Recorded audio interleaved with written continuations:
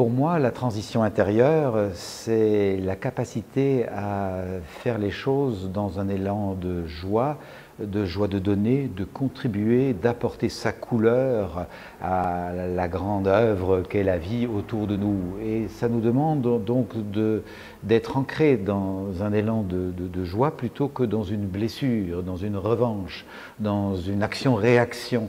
J'ai pu voir beaucoup de personnes très engagées, mais qui sont dans la souffrance, dans la peine, et qui portent avec elles, malgré elles et leurs bonnes intentions, des climats de tension, de revanche, d'action-réaction, qui compromettent assez souvent les projets.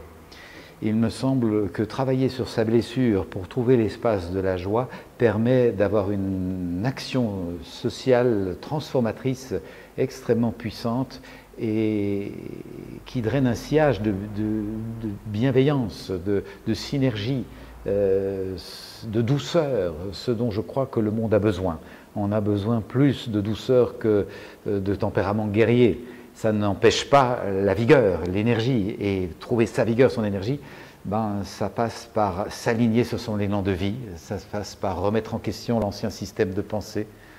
On connaît la formule de Václavic, si l'on fait ce qu'on a toujours fait, on obtient ce qu'on a toujours obtenu. Si moi, citoyen, je veux obtenir autre chose, je dois faire autrement.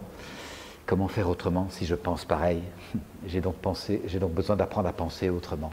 Et ça demande un petit travail d'intériorité. Si je pense autrement, je vais faire autrement et je vais obtenir autre chose.